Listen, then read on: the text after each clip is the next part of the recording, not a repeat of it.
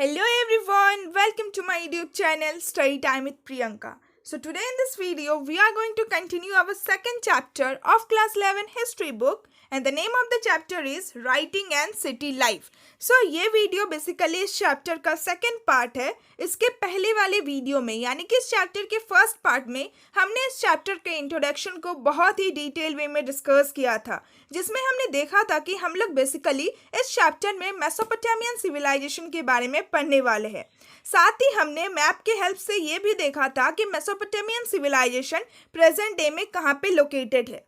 इसके अलावा हमने बहुत सारे सोर्सेस के बारे में भी डिस्कस किया था to know about the Mesopotamian civilisation. Mesopotamian civilisation के बारे में हमें जितना भी इंफॉर्मेशन मिलता है, आखिर ये सारे इंफॉर्मेशन हमें मिलते कहाँ से है. सो हमने दो तरह के सोर्सेस के बारे में डिस्कस किया था, archaeological sources and literacy sources. उसी के साथ साथ बुक ऑफ जेनेसिस में जो एक छोटा सा स्टोरी बता रखा था नोआ के बारे में, उस स्टोरी को भी हमने बहुत ही अच्छे से डिस्कस किया था. सो आई होप कि आप लोगों ने प्रीवियस वीडियो ज़रूर देखा होगा, बट अगर अभी तक आप लोगों ने पार्ट 1 नहीं देखा है देन प्लीज़ पार्ट 1 पहले देख लीजिएगा, ताकि आप लोगों को इस चैप्टर के बारे में कुछ बेसिक इन्फॉर्मेशन मिल जाए. सो प्रीवियस वीडियो का लिंक आपको डिस्क्रिप्शन बॉक्स में मिल जाएगा या फिर आप आई बटन को भी क्लिक करके फर्स्ट पार्ट देख सकते हैं.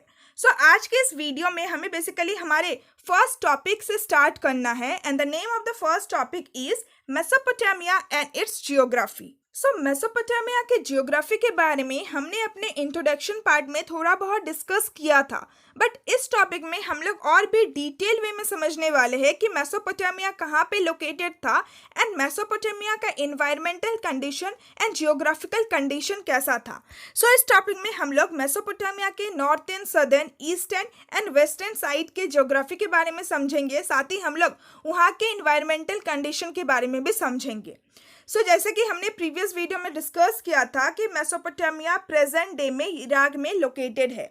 सो इराक एक ऐसा लैंड है, एक ऐसा एरिया है जहाँ पे हमें डाइवर्स इन्वायरमेंट्स देखने को मिलेंगे. यानी कि इराक का जो इन्वायरमेंटल कंडीशन है, इराक का जो वातावरण है, वो कभी भी सिमिलर नहीं रहता है, बल्कि हमें वहाँ पे डिफरेंट तरह के इन्वायरमेंटल कंडीशन देखने को मिलेंगे. सो सबसे पहले हम लोग दोबारा से एक बार मैप में समझ लेते हैं कि मेसोपोटामियन सिविलाइजेशन कहाँ पे एग्जिस्ट करता है. सो मेसोपोटामियन सिविलाइजेशन बेसिकली इराक में एग्जिस्ट करता है. एंड यहाँ पे आप देख सकते हैं ये जो दो रिवर है, river Tigris and river Euphrates, इन दोनों रिवर के बीच का जो ये एरिया है, यहीं पे मेसोपोटामियन सिविलाइजेशन एग्जिस्ट करता था. सो इस टॉपिक में हम लोग देखेंगे कि मेसोपोटामियन सिविलाइजेशन के northern, southern, eastern and western side का जियोग्राफिकल कंडीशन कैसा था. सो आप ईस्टर्न साइड में देख सकते हैं कि मेसोपोटामिया के ईस्टर्न साइड में आपको ईरान देखने को मिल जाएगा. मेसोपोटामिया के वेस्टर्न साइड में आपको मेडिटेरियन सी देखने को मिल जाएगा. मेसोपोटामिया के सदर्न रीजन में आपको डेजर्ट ऑफ अरेबिया देखने को मिलेगा एंड नॉर्थर्न रीजन में आपको बहुत सारे माउंटेन्स देखने को मिलेंगे. सो टॉपिक में अब हम लोग डिटेल वे में डिस्कस करते हैं कि इन सारे रीजन का यानी कि इन सारे डायरेक्शन में कैसा कैसा इन्वायरमेंटल कंडीशन था एंड कैसा कैसा जियोग्राफी था. सो सबसे पहले हमें मेसोपोटामिया के नॉर्थ ईस्टर्न साइड के बारे में बता रखा है. सो ये हो गया मेसोपोटामिया का नॉर्थर्न साइड एंड ये हो गया मेसोपोटामिया के eastern side. So northern and eastern side के बीच का जो ये एरिया है, ये जो साइड है, इसको नॉर्थ ईस्टर्न साइड कहते हैं. सो सबसे पहले हम मेसोपोटामिया के नॉर्थ ईस्टर्न साइड के जियोग्राफी को समझेंगे. सो मेसोपोटामिया के नॉर्थ ईस्टर्न साइड में आपको अनड्यूलेटिंग प्लेन्स देखने को मिलेंगे, यानी कि हरे भरे घास के मैदान देखने को मिलेंगे. उसी के साथ साथ आपको नॉर्थ ईस्टर्न साइड में बहुत सारे माउंटेन रेंजेस भी देखने को मिलेंगे एंड उन सारे माउंटेन रेंजेस में आपको बहुत सारे ट्रीज देखने को मिलेंगे, बहुत सारे स्ट्रीम्स देखने को मिलेंगे. स्ट्रीम्स का मतलब होता है नैरो रिवर, जो पतली पतली नदियाँ होती है, रिवर्स होती है, उसको स्ट्रीम्स कहते हैं. एंड आपको वाइल्ड फ्लावर्स भी देखने को मिलेंगे. सो नॉर्थ ईस्ट में आपको बहुत सारे हरे भरे घास के मैदान देखने को मिलेंगे, माउंटेन रेंजेस देखने को मिलेंगे, जिन माउंटेन्स में आपको trees, streams and wild flowers देखने को मिलेंगे. साथ ही नॉर्थ ईस्टर्न रीजन का जो इन्वायरमेंटल कंडीशन था वो भी बहुत ज़्यादा फेवरेबल था क्रॉप के ग्रोथ के लिए, क्योंकि वहाँ का जो रेनफॉल होता था वो भी बहुत ज़्यादा सफिशिएंट अमाउंट में होता था। सो रेनफॉल बहुत ही अच्छा होता था, जिसकी वजह से वहाँ पे क्रॉप्स ग्रो करने में कोई भी परेशानी नहीं होती थी। सो नॉर्थ ईस्टर्न इलाके में जो एग्रीकल्चर है वो करीब 7000 से लेकर 6000 BC के टाइम पीरियड के ड्यूरिंग स्टार्ट हुआ था। सो सबसे पहले हमने नॉर्थ ईस्टर्न रीजन के बारे में बात कर लिया। अब हम लोग नॉर्थर्न साइड के ज्योग्राफी को समझेंगे। सो नॉर्थर्न साइड में यानी कि मेसोपोटामिया का जो नॉर्थर्न इलाका है वहाँ पे आपको स्ट्रेचेस ऑफ अपलैंड देखने को मिलेंगे, जिसको स्टेप कहा जाता है। सो स्टेप्स बेसिकली एक ऐसे लार्ज एरिया को कहा जाता है जिसमें सिर्फ और सिर्फ आपको ग्रासेस ही देखने को मिलेंगे एंड बहुत ही कम ट्रीज देखने को मिलेंगे, यानी कि जो बड़े बड़े घास के मैदान होते हैं उसी को स्टेप कहा जाता है। सो नॉर्थर्न साइड में भी आपको स्ट्रेचेस ऑफ अपलैंड देखने को मिलेंगे, जिसको स्टेप कहा जाता है। एंड नॉर्थर्न साइड के जो मेसोपोटामियन पीपल थे उनके लिए एनिमल हर्डिंग यानी कि पशुपालन एक बेटर लाइवलीहुड होता था देन एग्रीकल्चर, यानी कि वहाँ पे रहने वाले लोगों को ज़्यादा एनिमल हर्डिंग ही पसंद आता था एग्रीकल्चर प्रैक्टिस करने से। क्यों? क्योंकि विंटर रेन्स के बाद यानी कि विंटर के टाइम में जो रेन होती है, जो बरसात होती है, उसके बाद उस एरिया में ग्रासेस एंड लो स्क्रब्स का मतलब होता है बहुत ही स्मॉल प्लांट। जैसे कि मैंने आपको बताया कि स्टेप एक ऐसा एरिया होता है जहाँ पे सिर्फ और सिर्फ आपको ग्रासेस ही देखने को मिलेंगे एंड छोटे छोटे स्क्रब्स देखने को मिलेंगे। सो विंटर रेन के बाद ग्रासेस एंड लोअर स्क्रब्स का बहुत ही अच्छा ग्रोथ होता है उस एरिया में, जिसकी वजह से वहाँ के जो एनिमल्स थे जैसे कि शिप एंड गोट, उनको खाने के लिए बहुत ही लार्ज अमाउंट में ग्रासेस अवेलेबल होते थे। सो इसीलिए वहाँ पे रहने वाले लोगों के लिए एनिमल हर्डिंग यानी कि पशुपालन एक अच्छा लाइवलीहुड होता था देन एग्रीकल्चर, क्योंकि वहाँ पे बहुत ही लार्ज अमाउंट में, बहुत ही लार्ज क्वांटिटीज में ग्रासेस अवेलेबल होते थे पशुओं को पालने के लिए, पशुओं को फीड करने के लिए। सो विद दिस हमने north eastern and northern side के ज्योग्राफी को देख लिया। अब हम लोग मेसोपोटामिया की ईस्टर्न साइड के ज्योग्राफी को देखेंगे। सो यहाँ पे आप देख सकते हैं कि मेसोपोटामिया का जो ये ईस्टर्न साइड है इसमें आपको रिवर टिग्रिस देखने को मिलेगा। सो जो रिवर टिग्रिस है उसका फ्लो होता है, देख सकते हैं, नॉर्थ से साउथ के ईस्टर्न डायरेक्शन की तरफ।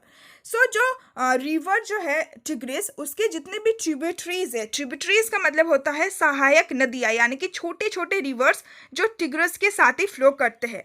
सो टिग्रिस रिवर के जो ट्रिब्यूटरीज है वो एक रोड प्रोवाइड करते हैं। रोड का मतलब होता है मार्ग, एक रास्ता। सो टिग्रिस रिवर की ट्रिब्यूटरीज एक रोड प्रोवाइड करती है मेसोपोटामियन लोगों को ईरान के माउंटेन्स के साथ कम्युनिकेशन के लिए, यानी कि मेसोपोटामियन लोग इराक के रीजन के साथ कम्युनिकेट करते थे through the tributaries of the tigris river. Tigris river के जो छोटे छोटे नदियाँ होती थी उसी के थ्रू वो लोग ईरान के माउंटेन्स के साथ कम्युनिकेट करते थे, यानी कि ईरान के लोगों के साथ कम्युनिकेट करते थे। अब हम बात करेंगे सदर्न रीजन में। सो मेसोपोटामिया के सदर्न रीजन में आपको डेजर्ट देखने को मिलेगा एंड यही वो इलाका था, यही वो एरिया था जहाँ पे फर्स्ट टाइम आपको सिटीज एंड फर्स्ट टाइम जो है राइटिंग देखने को मिला, यानी कि इस एरिया में ही first time cities and first time writing का इमर्जेंस हुआ था। सो अब आप सोच रहे होंगे कि मेसोपोटामिया के सदर्न रीजन में तो डेजर्ट है, रेगिस्तान का इलाका है, सो यहाँ पे सिटीज का ग्रोथ कैसे हो सकता है?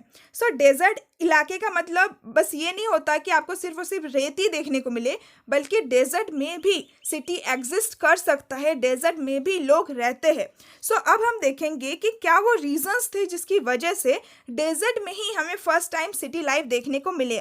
सो हमने प्रीवियस वीडियो में भी डिस्कस किया था कि जो सुमेर एंड अकड था वो भी मेसोपोटामिया के सदर्न रीजन में ही था, डेजर्ट के इलाके में ही था, एंड सुमेर ही वो पहला सिविलाइजेशन था जहाँ पे हमें फर्स्ट टाइम सिटी लाइफ देखने को मिला। सो बेसिकली दो रीजंस थे इसके पीछे कि क्यों डेजर्ट में ही, यानी कि मेसोपोटामिया के सदर्न रीजन में ही हमें सबसे पहले सिटी लाइफ देखने को मिला। सो पहला रीजन ये था, सो यहाँ पे देख सकते हैं कि डेजर्ट इलाका जो है वो भी सिटीज को सपोर्ट करता था। क्यों? क्योंकि जो रिवर यूफ्रेट्स एंड जो रिवर टिग्रिस है which rise in the northern mountains carry loads of silt fine mud, यानी कि ये जो दो रिवर है, river Euphrates and river Tigris, फिर से मैं आप लोगों को मैप में दिखा देती हूँ कि ये जो दो रिवर है यूफ्रेट्स एंड टिग्रिस, आप देख सकते हैं कि वो नॉर्थर्न माउंटेन के इलाके से होते हुए सदर्न के डेजर्ट में फ्लो करता है। सो ये दोनों ही रिवर अपने साथ फाइन मड लेके आता है। फाइन मड यानी कि बहुत ही फर्टाइल रेत, बहुत ही फर्टाइल मिट्टी लेके आता है जिसको सिल्ट कहा जाता है। एंड जब ये रिवर जो है फ्लड करता था यानी कि बाढ़ आता था जब डेजर्ट के इलाके में, देन ये जो फर्टाइल सिल्ट होता था, जो फाइन मड होता था, वो डेजर्ट के इलाके में डिपॉजिटेड हो जाता था, जमा हो जाता था, जिसके कारण वो इलाका बहुत ज़्यादा फर्टाइल हो जाता था। एंड फर्टाइल एरिया जो होता है क्रॉप्स के प्रोडक्शन के लिए बहुत ही ज़्यादा फेवरेबल होता था। सो इसीलिए डेजर्ट के इलाके में भी हमें एग्रीकल्चर देखने को मिला। एंड जिस इलाके में अगर एग्रीकल्चर प्रोडक्शन हो रहा है, दूसरा इकोनॉमिक एक्टिविटीज़ हो रहा है, देन वो इलाका अपने आप एक सिटी में ग्रो कर जाएगा। इसके अलावा जो रिवर यूफ्रेट्स है, जब वो डेजर्ट के एरिया में एंटर करता था, देन उसका जो वाटर होता था वो स्मॉल चैनल्स में फ्लो करता था। एंड ये जो चैनल्स है वो फिर एक इरिगेशन कैनल्स की तरह फंक्शन करता था। एंड मेसोपोटामिया के लोग जब अपने फील्ड में वीट यानी कि गेहूँ, बार्ली यानी कि जौ, पीस, मटर एंड लैंटिन यानी कि मसूर की दाल, सो इन सारे क्रॉप्स को जब वो लोग अपने फील्ड में उगाते थे, देन वो लोग बेसिकली इन्हें इरिगेशन कैनल से वाटर जो है वो दिया करते थे अपने फील्ड में।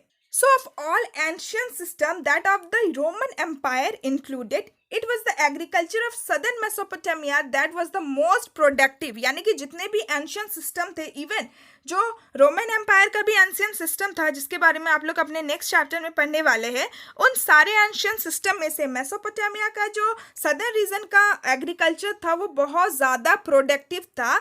इवन था कि वहाँ पे सफिशिएंट रेनफॉल भी नहीं होता था क्रॉप्स के ग्रोथ के लिए, बट फिर भी वहाँ का जो एग्रीकल्चर प्रोडक्शन था वो बहुत ज़्यादा अच्छा होता था। सो इसका हमने दो रीज़न पढ़ा। पहला रीज़न था कि रिवर यूफ्रेट्स एंड जो रिवर टिग्रिस है वो अपने साथ फाइन मड लेके आता था जिसको सिल्ट कहा जाता था, जिसकी वजह से वहाँ का एरिया बहुत ज़्यादा फर्टाइल हो जाता था।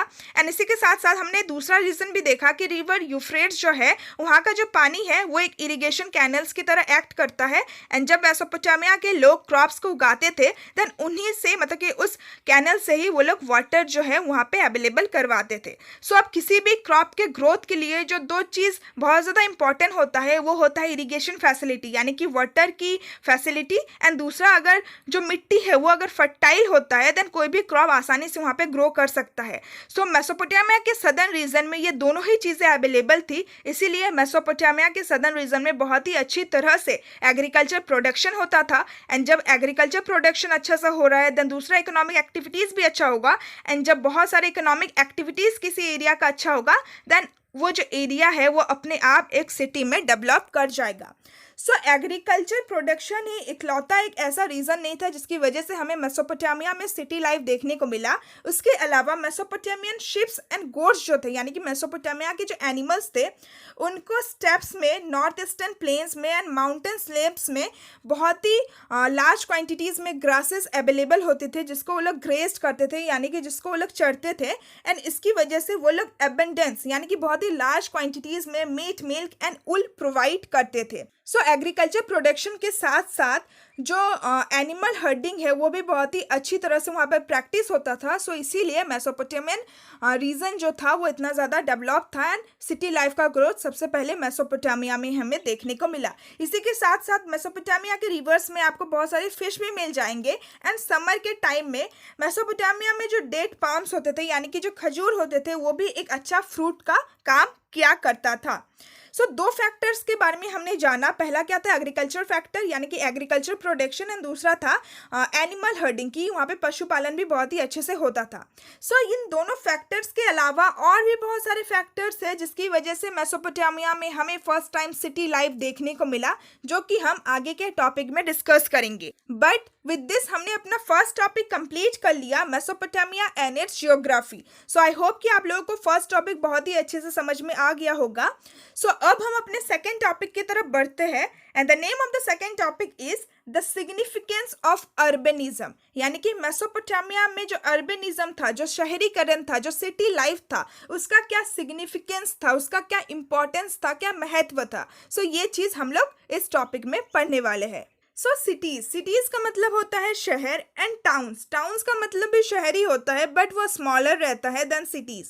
सो सिटीज़ एंड टाउन हम बस ऐसे एरिया को, ऐसे प्लेस को नहीं कहते हैं जिस प्लेस में पॉपुलेशन बहुत ज़्यादा होती है, यानी कि जिस एरिया की पॉपुलेशन जनसंख्या बहुत ज़्यादा होती है, बस हम ऐसे एरियाज़ को ही टाउन्स या फिर सिटीज़ नहीं कहते हैं, बल्कि इसके अलावा हम ऐसे एरियाज़ को सिटीज़ या फिर टाउन कहते हैं जिस एरिया की इकोनॉमी, जिस एरिया की अर्थव्यवस्था बहुत ज़्यादा डेवलप होती है, not just because of food production but because of other economic activities. यानी कि एक एरिया, जिस एरिया की जो मेन इकोनॉमिक एक्टिविटी होती है वो एग्रीकल्चर प्रोडक्शन नहीं होता है, बल्कि इसके अलावा जो दूसरी इकोनॉमिक एक्टिविटीज़ होती है वो खासकर प्रैक्टिस होता है उस एरिया में। सो ऐसे एरिया को हम लोग सिटी या फिर टाउन्स कहते हैं। सो अर्बन इकोनॉमीज, यानी कि अर्बन यानी कि शहर। सो शहर की जो इकोनॉमी होती है, शहर की जो अर्थव्यवस्था होती है, वो सिर्फ और सिर्फ फूड प्रोडक्शन के ऊपर बेस नहीं रहती है, सिर्फ और सिर्फ एग्रीकल्चर एक्टिविटीज़ के ऊपर बेस नहीं रहती है, बल्कि इसके अलावा दूसरे इकोनॉमिक एक्टिविटीज़ जैसे कि ट्रेड यानी कि व्यापार करना, मैन्युफैक्चर्स यानी कि फिनिश गुड्स को प्रोड्यूस करना, फिनिश प्रोडक्ट्स को प्रोड्यूस करना, इसको मैन्युफैक्चरिंग कहा जाता है, एंड सर्विसेज। सो ये सारी मेन इकोनॉमिक एक्टिविटीज़ होती है किसी भी सिटी या फिर किसी भी टाउन की। सो सिटी के जो लोग होते हैं, सिटी के जो पीपल होते हैं, वो लोग सेल्फ सफिशिएंट नहीं रहते हैं, वो लोग इंडिपेंडेंट नहीं रहते हैं, बल्कि उनको दूसरे लोगों के ऊपर डिपेंड होना पड़ता है किसी भी प्रोडक्ट या फिर सर्विस के लिए। सो अगर आप लोग टाउन या फिर विलेज में रहते हैं, देन आप लोगों को डिफरेंस देखने को मिलेगा। विलेज में बेसिकली हमें एग्रीकल्चर प्रोडक्शन देखने को मिलेगा, एग्रीकल्चर ही विलेज में मेन इकोनॉमी होती है, मेन ऑक्यूपेशन होता है। बट शहर में, सिटीज़ में हमें एग्रीकल्चर के अलावा दूसरे इकोनॉमिक एक्टिविटीज़ देखने को मिलेंगी। सो विलेज के जो लोग होते हैं वो लोग सेल्फ सफिशिएंट रहते हैं, वो लोग इंडिपेंडेंट रहते हैं, वो लोग खुद ही प्रोडक्शन करते हैं एंड उस प्रोडक्शन को कंज्यूम करते हैं। बट जो सिटी के लोग होते हैं वो लोग प्रोडक्ट एंड सर्विस के लिए दूसरों के ऊपर डिपेंड रहते हैं, वो लोग खुद ही प्रोडक्शन नहीं करते हैं, वो लोग दूसरे इकोनॉमिक एक्टिविटीज़ को प्रैक्टिस करते हैं, जैसे कि सर्विस हो गया, ट्रेड हो गया या फिर मैन्युफैक्चर हो गया। सो ये डिफरेंस है एक विलेज में और एक सिटी में। सो सिटी लाइफ की ये जो क्वालिटीज़ है, ये जो सिग्निफिकेंस है, वो हमें मेसोपोटामिया में भी देखने को मिलता है। सो इसीलिए हम कह सकते हैं कि मेसोपोटामिया में हमें सिटी लाइफ देखने को मिला है। सो मेसोपोटामिया के सिटी लाइफ में हमें डिवीज़न ऑफ लेबर देखने को मिला है, जो कि किसी भी अर्बन लाइफ का एक निशानी होता है। सो डिवीज़न ऑफ लेबर का कुछ एग्जाम्पल भी बता रखा है, जैसे कि a carver of a stone seal requires bronze tools that he himself can't make and colored stones for the seal that he does not know where to get। यानी कि एक stone seal carver. So stone seal carver एक ऐसे व्यक्ति को कहा जाता है जो स्टोन को कर्व करता है। स्टोन को कर्व करना यानी कि स्टोन को तराशता है, उसको काटता है, खोदता है एंड उससे वो सील बनाता है, मुहर बनाता है।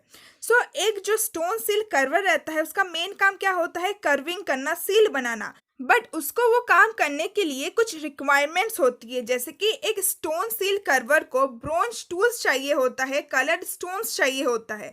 सो अब वो व्यक्ति ब्रोंज टूल्स खुद तो नहीं बनाएगा, या फिर वो कलर्ड स्टोन्स जिससे सील बनाएगा वो खुद तो कहीं से लेने नहीं जाएगा, क्योंकि उनका जो मेन काम रहता है वो होता है फाइन कार्विंग करना, तराशना, ना कि ये सारे ट्रेडिंग प्रोसेस करना। सो हम देख सकते हैं कि एक जो कर्वर है वो भी अपने काम को करने के लिए दूसरे व्यक्ति के ऊपर डिपेंड रहता है। उसकी जो रिक्वायरमेंट्स होती है, जैसे कि ब्रोंज के टूल्स या फिर आप कह सकते हैं कलर्ड स्टोन्स। सो इन दोनों चीज़ों को लेने के लिए उसको दूसरे के ऊपर डिपेंड होना पड़ता है। सो यहाँ पे हम देख सकते हैं डिवीज़न ऑफ लेबर, कि एक जो काम है उसको करने के लिए दूसरे के ऊपर भी डिपेंड होना पड़ता है। इनफैक्ट ये जो ब्रोंज टूल मेकर्स होगा, यानी कि जो ब्रोंज के टूल बनाते हैं, वो ब्रोंज टूल मेकर भी अब जब ब्रोंज के टूल बनाएगा देन उसका काम होता है बस टूल्स बनाना, बट उसके लिए जो मेटल्स है, तो मेटल्स के लिए उसे किसी और के ऊपर डिपेंड होना पड़ेगा जो कि मेटल्स को एक्सकेवेट करके रखेगा। सो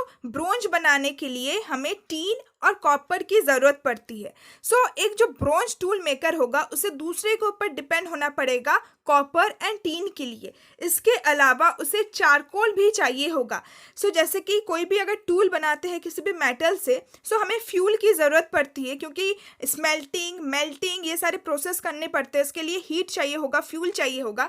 सो एक ब्रोंज टूल मेकर को भी फिर दूसरे के ऊपर डिपेंड होना पड़ता है अपने रिक्वायरमेंट्स को फुलफिल करने के लिए। सो यहाँ पे हम डिवीज़न ऑफ लेबर देख सकते हैं कि कोई भी चीज़ की प्रोडक्शन के लिए एक व्यक्ति जो है दूसरे के ऊपर डिपेंड रहता है। सो ये division of labour he urban life का एक मार्क होता है, एक निशानी होती है। एंड ये डिवीज़न ऑफ लेबर हमें मेसोपोटामिया के सिटी लाइफ में देखने को मिला। सो हम कह सकते हैं कि मेसोपोटामिया में हमें सिटी लाइफ देखने को मिला। इसके अलावा एक सिटी में सोशल ऑर्गेनाइजेशन होना भी बहुत ज़्यादा इम्पॉर्टेंट होता है। सो फ्यूल, मेटल, अलग अलग टाइप्स के स्टोन्स, वुड, इन सबको जब दूसरे प्लेस से लाया जाता है सिटी में मैन्युफैक्चर होने के लिए, फिनिश गुड बनाने के लिए, सो इन सबको स्टोर करने के लिए एक प्रॉपर स्टोरेज होना भी बहुत ज़्यादा ज़रूरी होता है। साथ ही एक ऑर्गेनाइज ट्रेड होना भी बहुत ज़्यादा ज़रूरी होता है।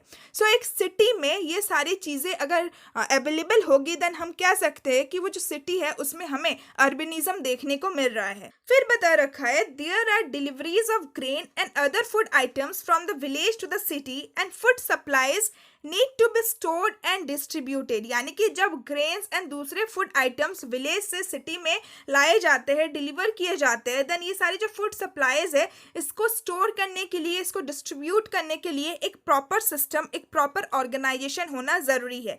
सो अगर एक प्लेस में ये सारी चीज़ें हमें देखने को मिलेंगे देन हम कह सकते हैं कि वो जो प्रॉपर एरिया है वो एक सिटी है या फिर वो एक टाउन है। Obviously, in such a system, some people give command that others obey. So, एक ऐसा सिस्टम होने के लिए हो सकता है कि मेसोपोटामिया में भी कुछ ऐसे लोग रहते होंगे जो कमांड देते थे, जो ऑर्डर देते थे एंड दूसरे लोग उस ऑर्डर को ओबे करते थे, उसको पालन करते थे, क्योंकि इतने सारे एक्टिविटीज़ को परफॉर्म करने के लिए कोऑर्डिनेशन होना ज़रूरी है। सो इन सारे चीज़ों से हमें पता चलता है कि मेसोपोटामिया में सिटी लाइफ एग्जिस्ट करता था और हमने अर्बनिज्म की सिग्निफिकेंस देखे। पहले देखा कि एक सिटी या फिर टाउन किसको कहा जाता है, क्या क्या मेन इकोनॉमिक एक्टिविटीज़ होती है एक सिटी या फिर टाउन में। साथ ही हमने देखा कि डिवीज़न ऑफ लेबर एक बहुत ही इंपॉर्टेंट कंडीशन होता है, एक बहुत ही इंपॉर्टेंट मार्क होता है अर्बन लाइफ का, जो कि हमें मेसोपोटामिया में देखने को मिला। उसके अलावा एक सोशल ऑर्गेनाइजेशन होना भी बहुत ज़्यादा इंपॉर्टेंट होता है किसी भी सिटी के लिए। सो ये सारी जो सिग्निफिकेंस है, ये सारे जो इंपॉर्टेंस है वो हमें मेसोपोटामिया के सिटी लाइफ में भी देखने को मिला। सो हम कह सकते हैं कि मेसोपोटामिया में हमें एक डेवलप्ड अर्बनिज्म देखने को मिला। सो विद दिस हमने अपना सेकंड टॉपिक भी कंप्लीट कर लिया, द सिग्निफिकेंस ऑफ अर्बनिज्म। सो इसके अलावा इस टॉपिक में हमें एक स्टैचू दे रखा है जिसको द वर्का हेट कहते हैं। सो ये स्टैचू एक स्कल्पचर है, वर्ल्ड फेमस स्कल्पचर है, जो कि हमें उरुक में मिला। उरुक जो कि मेसोपोटामिया का ही एक फेमस सिटी है। सो वहाँ पे हमें ये स्कल्पचर मिलता है जो करीब 3000 BCE पुराना है, यानी कि 3000 BC के टाइम में ये बनाया गया होगा। सो बहुत ही ब्यूटीफुल तरीके से इस स्टैचू को, इस वर्का हेट को बनाया गया था, जिसके लिए white marble and lapis lazuli का इस्तेमाल किया गया था। लापिस लजूली एक तरह का ब्लू स्टोन होता है। सो ये चीज़ आर्कियोलॉजिस्ट को एक्सकेवेशन के टाइम पीरियड में मिला। So with this we are done with our second topic. So I hope कि आप लोगों को सेकेंड टॉपिक बहुत ही अच्छे से समझ में आया। So rest of the topic we will discuss in our next video. So अगर आज का ये दोनों topic, first topic and second topic, आप लोगों को बहुत ही अच्छे से समझ में आया, then please like my video, share my video with all your friends and comment me down कि आपको नेक्स्ट पार्ट चाहिए कि नहीं, and please subscribe to my channel for more videos like this. So see you all soon in my next video. Till then, bye bye and stay tuned with my channel, and thanks for watching my video.